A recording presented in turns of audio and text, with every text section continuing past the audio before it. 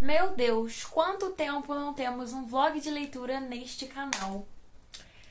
O último foi, acho que em fevereiro, de Ed Larry. Então, gente, sejam bem-vindos ao vlog de leitura de O Herdeiro Roubado. Eu estava extremamente empolgada para ler esse livro desde abril que eu estou enrolando para ler ele, porque eu estava tentando alinhar as minhas expectativas com esse livro aqui. Porque, pra quem não sabe, eu sou uma grande fã de Povo do Ar. Jordan é absolutamente tudo pra minha carreira. Uma das primeiras sagas de vlogs que tivemos aqui no canal, lá em 2021, foi lendo toda a trilogia do Povo do Ar. Eu fiz um vídeo lendo cada um dos livros e eu dividi com vocês todas as minhas reações sobre cada pedaço do livro, que foi uma experiência simplesmente fantástica, porque eu amei ter tudo isso registrado, porque quando eu sinto saudade dessa saga, eu revejo meus vídeos. Meio narcisista, eu sei. E tipo assim, cara, o Rei Perverso e a Rainha do Nada foram absolutamente tudo pra mim. Eu amei demais esse livro, eu nunca vou superar Jordan na minha vida. E com esse novo lançamento da Holly Black, eu estava tentando alinhar minhas expectativas pra não esperar desse livro Jordan, porque eu sabia que eu não ia encontrar isso aqui. Então, finalmente veio aí eu lendo esse livro, mas eu já comecei ele. Eu parei no final do capítulo 6, se eu não me engano. Eu parei no final do capítulo 7. Parei aqui, exatamente. Eu li só isso tudo. 124 páginas. Que eu já li pra trazer um pouquinho já das minhas opiniões sobre esse livro. E, inclusive, eu vou aqui fazer um recap, né? Recapitulando dos últimos acontecimentos de A Rainha do Nada. Porque a gente precisa muito lembrar dessas coisas por conta desse livro aqui. Mas antes disso, se você gosta de vlogs de leitura, se você gosta de mim, do meu conteúdo, se você gostar desse vídeo, por favorzinho, já fica por aqui, já curte esse vídeo, já deixa um comentário, comenta aqui se você já leu esse livro, se você tá com vontade de ler. Se você ainda não leu nenhum livro do Povo do Ar, mas você tá aqui porque você gosta muito do meu conteúdo, muito obrigada. Já comenta bastante, vamos interagir aqui nesse vídeo. E não deixe de se inscrever, óbvio, né, e ativar as notificações para toda vez que eu lançar vídeo novo, você estar aqui presente. Mas vamos lá, fazendo um recap do que a gente precisa saber para ler este livro aqui. Você precisa ter lido a trilogia antes de ler esse livro aqui, porque esse livro aqui se passa 8 anos do final da trilogia. Ele se passa 8 anos depois de A Rainha do Nada. Então, se tu não leu a trilogia, tu vai receber muitos spoilers aqui, muitos spoilers mesmo. Então, não recomendo. Mas se você já leu e começou a ler esse livro aqui, né, O Herdeiro Roubado, e ficou extremamente perdido como eu, vou fazer algumas recapitulações. Não sei se essa palavra existe. Pra gente lembrar algumas coisas que aconteceram pra gente poder acompanhar essa história com mais clareza. Vamos lá. Maddock, pai adotivo da Jude, da Tyreen, pai biológico da Vivienne e do Oak. Oak, ele é filho da Lirilpe. Lirilpe, ela era uma consorte do rei Mor lá de Elfhame e do príncipe Dain, que seria o futuro governante, entre aspas, porque o rei estava decidindo ainda quem ia ser no primeiro livro. Só que a mãe do Oak não queria que ninguém da coroa lá soubesse que ele era filho dela. E, consequentemente, ou era filho do rei de Elfhame ou era filho do príncipe de Elfhame. Então, ele tinha direito ao trono. Ela não queria que ele fosse envolvido nessas intrigas da coroa. E ela acabou sendo assassinada. E ela, antes de morrer, ela entregou o Oak para Oriana.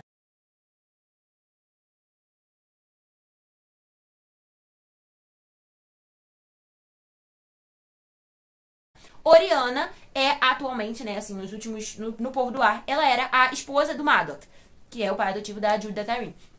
Então, depois, né, de saber que o Oak, ele tinha direito ao trono, teve todos os acontecimentos de ele estar ali como príncipe, ele seria o futuro herdeiro. Depois que o Cardan abdicasse da coroa, o Oak seria, né, o rei de Elfhame. Só que, como o Maddock era o pai de criação dele, o Maddock queria aplicar um golpe na coroa para colocar o Oak como rei, e a partir disso ele comandar o Oak. No caso, seria o Maddock de fato o rei de Elfhame. Ele iria comandar Elfhame através do Oak. Para isso, para ninguém descobrir a traição dele, ele já era juramentado pela coroa, só que ele fez o Cardan abdicar do juramento dele. E o Cardan fez isso porque ele confiava na Jude. E como foi a Tyreen imitando a Jude lá pedir ao Cardan pra liberar o Maddock desse juramento, o Cardan liberou, e isso fez com que fosse possível o Maddock trair a coroa. Pra atrair a coroa, o Madoc se alinhou à Corte dos Dentes. A Corte dos Dentes é uma dessas cortes de Elfhame, que é governada pelo Lord Jarel e pela Lady Nor. E aí, eles eram... Lord Jarel e Lady Nor eram juramentados da coroa, só que eles depois passaram a coroa deles para a filha deles, que era a filha deles que estava escondida na corte, né, no Reino Mortal. E aí eles passaram a coroa pra ela e ela se tornaria de fato a rainha da Corte dos Dentes. E como ela não tinha feito juramento pra ninguém, até porque ela estava escondida, eles puderam trair a coroa. E a partir dessa traição, eles se juntaram ao Madoc pra poder fazer esse rolê aí. Quem que era essa filha que estava escondida no mundo mortal? Lady Shurem. A gente vê ela aparecendo nos últimos acontecimentos do livro, porque eles dois comandavam ela. Eles tinham colocado ela num arreio, que seria tipo uma colheira, mas colocavam coisa assim na boca dela, ela não podia falar. Ela usava algemas, ela era tipo assim, desde criancinha, ela foi criada como uma fera, porque eles mandavam nela. E pra manter ela ali nas rédeas, eles faziam coisas muito, muito cruéis com ela. Tanto que ela tem marcas de machucados nos pulsos delas, na canela dela, porque eles colocavam um arreio que feria os ossos, não só a carne, mas os ossos dela também. Então ela foi criada dessa forma, como literalmente uma fera, como se fosse um bicho que eles cuidavam, pra poder fazer com que seja possível que eles traíssem a coroa. E a ideia do Madoc, da Corte dos Dentes, era juntar a Lady Shurem e o Oak para juntos eles governarem Elfhame. Só que no fundo, a Corte dos Dentes já queria trair o Madoc. Teve um rolê do cacete, eu sei que a Jude Maioral conseguiu derrotar todo mundo. Teve a grande Batalha da Serpente, onde ela iria colocar um arreio na serpente, e essa serpente era o Cardan. Depois que ele quebrou a coroa de Elfhame, liberou uma maldição, ele se transformou na cobra, teve a grande Batalha da Cobra. Eu sei que tudo foi resolvido lá na Rainha do Nada. E aí a Jude perdoou a Corte dos Dentes a pedido do O, ela dissolveu a Corte dos Dentes. Só que antes disso ela fez a Lady Nor ser juramentada a Lady Shurem. E o Lord Jorel já tinha morrido, então só sobrou da Corte dos Dentes a mãe da Shurem. E aí, a partir de 8 anos depois de todos esses acontecimentos aí, que começa o Herdeiro Roubado. A gente vai conhecer um pouco mais da Lady Shurem, mas a gente vai acompanhar um pouquinho o prefácio, conta um pouquinho da vida da Lady Shurem antes dela ter sido raptada para o Reino Mortal. Assim como a Jude foi raptada, né, pelo Madoc, ela como humana foi raptada para ir para o Reino das Fadas, a Shurem, que já era uma fada, ela foi raptada do Reino Mortal, onde ela vivia, para o Reino das Fadas, que era onde ela nasceu, porque ela estava ali escondida. Só que tudo isso foi feito de uma forma muito, assim, dolorosa para ela, porque ela vivia ali com uma família que ela amava e ela foi raptada de uma forma muito, de fato, dolorosa. Então a gente vai acompanhando essa protagonista que tá sofrendo desde que ela foi levada do Reino Mortal e foi separada da não-família dela, que ela chama eles assim. A não-irmã dela, que é a Rebecca, a não-mãe e o não-pai. Só que depois que a Jude dissolve com os dentes, ela volta para o Reino Mortal porque ela quer fazer pelos mortais o que não fizeram por ela. Quebrar a maldição a qual ela estava colocada, sendo ali meio que a fera dos pais dela, né? Que no caso seria o Lord Jorel e a Lady Nor. E aí ela vai pro reino do mortal e ela vive ali quebrando maldições que os élficos fazem com os humanos. Então a Shurem, ela tá no reino mortal quebrando maldições. Só que ela não gosta de ser chamada de Shurem, ela gosta de ser chamada de Ren, porque era como a não família dela a chamava. Então a gente acompanha a partir disso. 8 anos depois do final da Batalha da Serpente. 8 anos depois ela já tá ali, né, adolescente / adulta. E ela sendo caçada por uma serviçal da mãe dela. Porque a mãe dela está tramando novamente um golpe contra a coroa de Elfhame, que seria, no caso, o Cardan e a Jude. E ela fez uma coisa. E aí, como a Jude fez a Lady Nor ser juramentada a Shurem, ela quer matar a Shurem, porque enquanto a Shurem viver, ela ainda é juramentada e ela é obrigada a obedecer a Shurem. E a gente acompanha isso, só que aparece um grande querido para salvar ela dessa serviçal da mãe e propor uma aliança com ela, que é o Oak, o meio-irmão da Jude, o herdeiro roubado. Então, o Oak aparece ali com um cavaleiro para salvar a Ren dessa serviçal da mãe dela. E aí ele fala pra ela que ele quer, junto com ela, derrotar a mãe dela. Que a mãe dela voltou pra cidadela da Corte dos Dentes. E ele quer, junto com ela, derrotar a mãe. E aí ela quer também fazer isso porque ela quer se vingar da mãe dela, de tudo... Da mãe, né, no caso da Lady Nor, de tudo que ela fez ela passar sendo tratada como um bicho durante a vida inteira dela. E é a partir disso que este livro aqui começa. Mesmo que eu tivesse tentado alinhar minhas expectativas pra esse livro, eu acho que eu não consegui. Eu acho que eu tinha que estar com a expectativa mais baixa pra ler esse livro aqui. Por quê? O Príncipe Cruel, o primeiro livro, eu demorei muito pra chegar no capítulo 10, porque eu estava achando chato.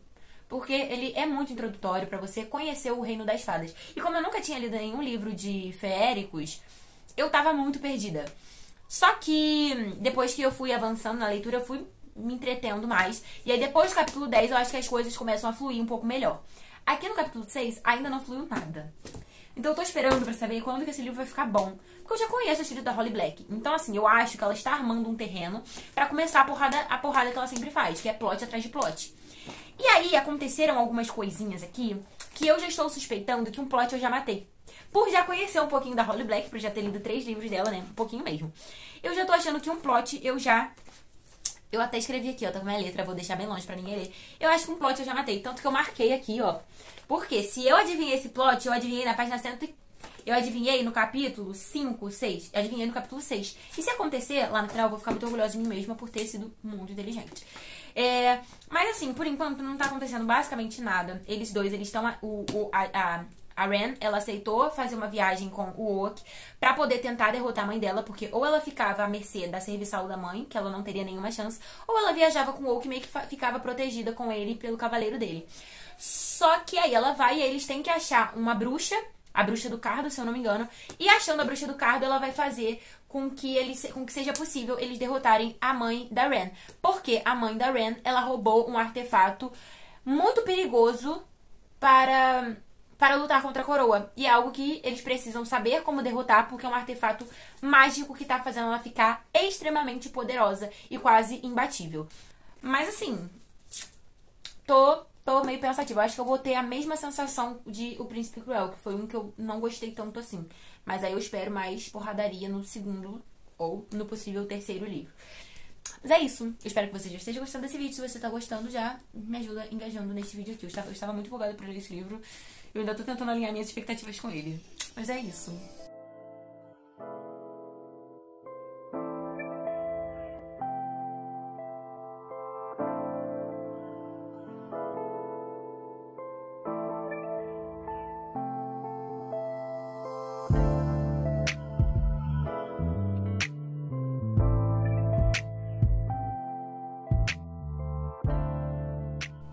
Oi, amores! Cheguei do trabalho já, são 9h50, mas já cheguei, já tem tempo, tava fofocando com a minha família. Já fiz minha comidinha, quem amou, um miojo.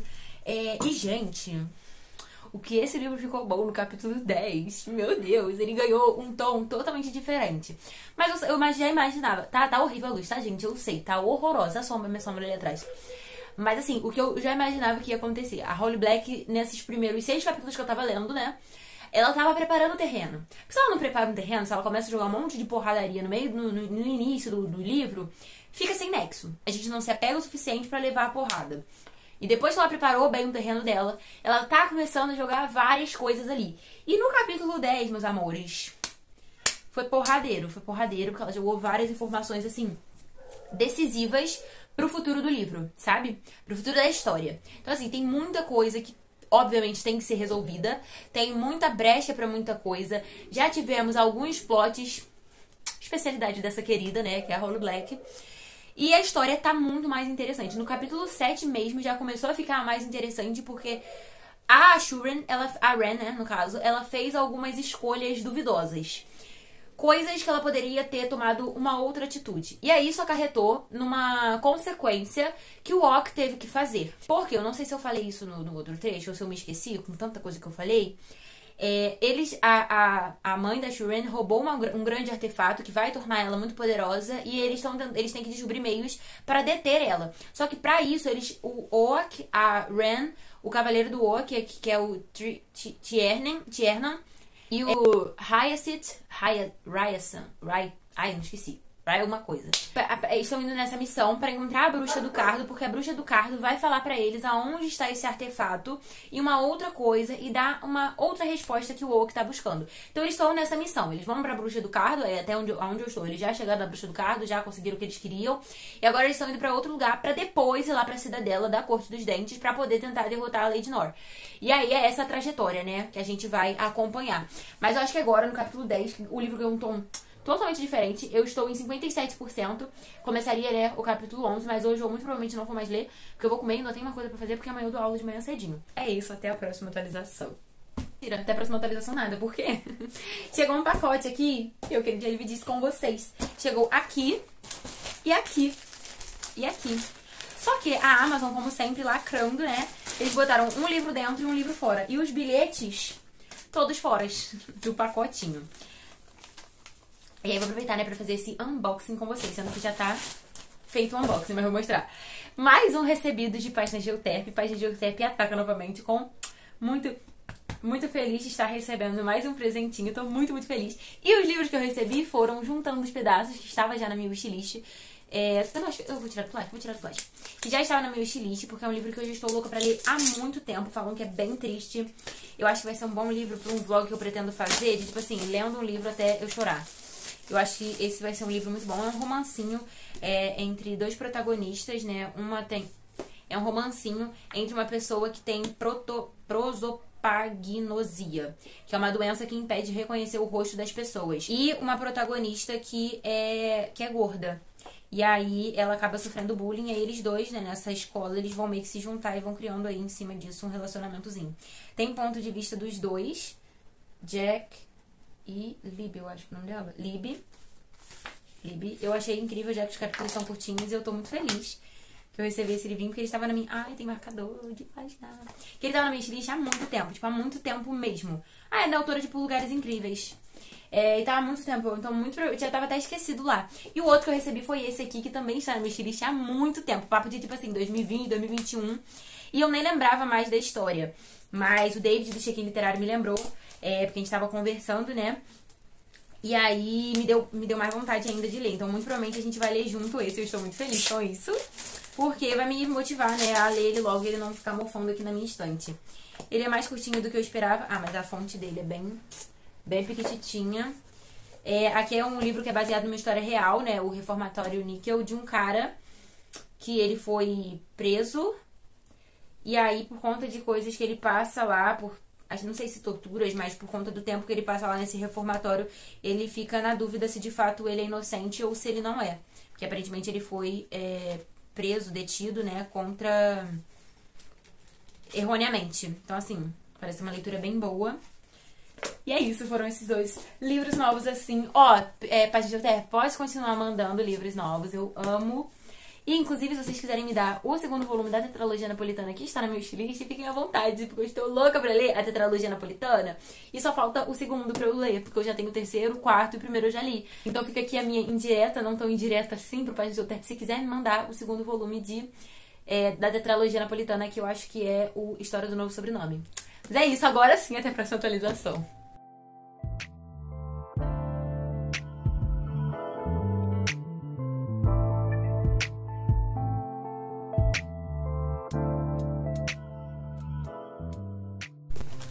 Oi, gente! Trago atualizações.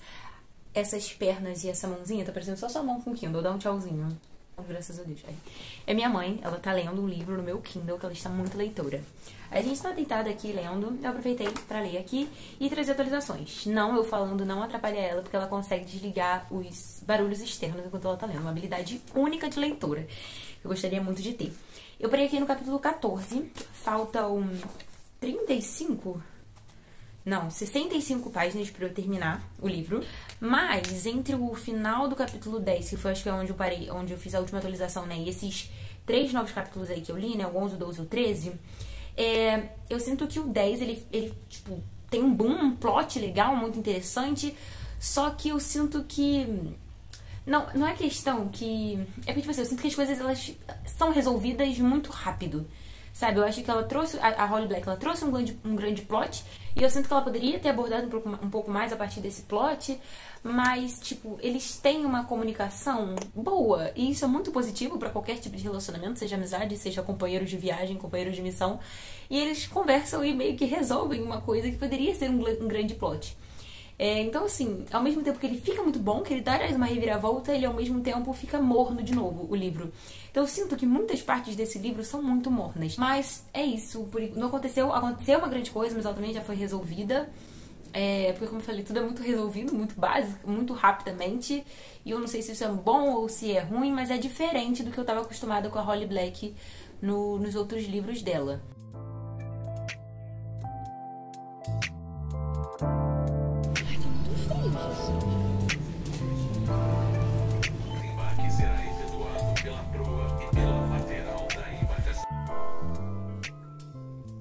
Tô com vontade de espirrar.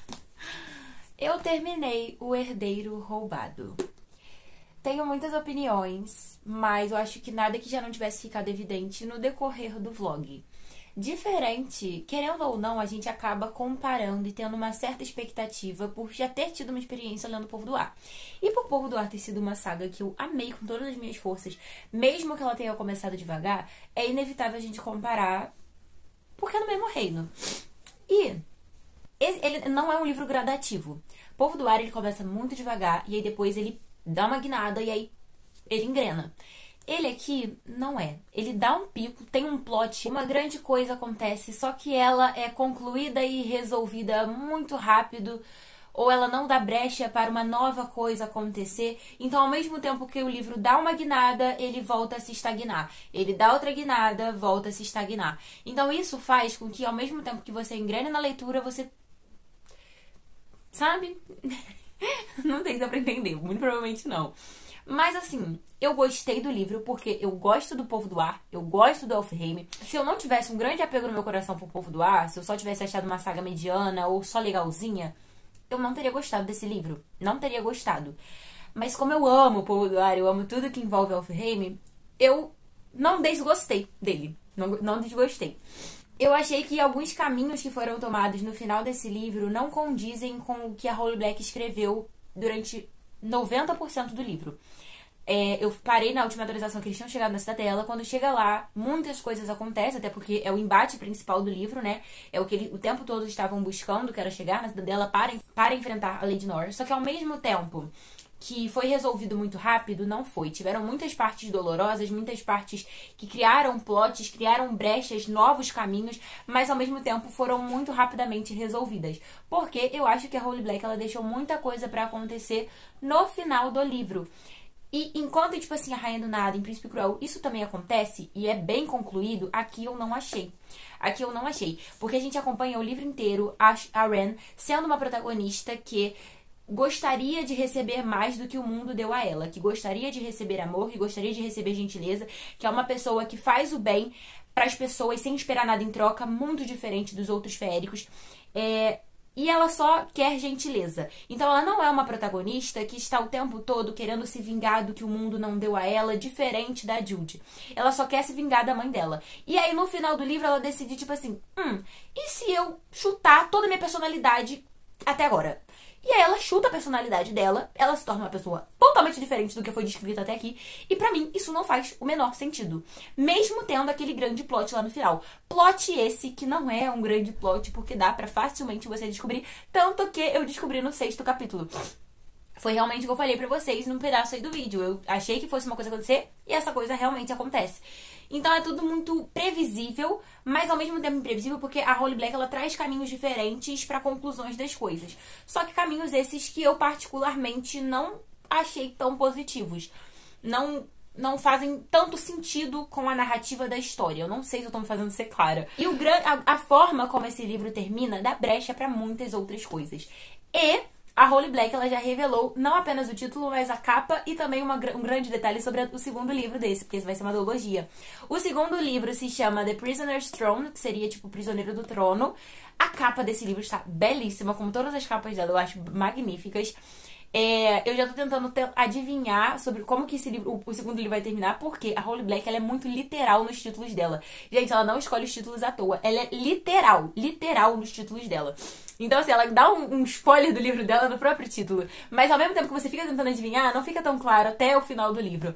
E vai ser um livro com o ponto de vista do Oak. E eu estou muito louca para ver isso. Porque o Oak, pra mim, o tempo inteiro foi um personagem muito enigmático. Porque você não sabe se o que ele tá fazendo é realmente o bem, se o que ele está fazendo é pra se provar, se o que ele está fazendo é politicamente correto. Quais são os sentimentos dele, quem de fato é o Oak, porque tem toda essa questão dele ser o encantador de palavras, dele ter lábios de mel e dele convencer as pessoas a fazerem o que ele quer a partir das palavras dele. Então tem todo esse ponto de interrogação no Oak, do ponto de vista da Ren, até porque a gente acompanha o ponto de vista dela. Então se ela tá em dúvida de uma coisa, querendo ou não, a gente acaba ficando também. Então assim, eu estou muito intrigada pra saber como é que vai ser o ponto de vista dele.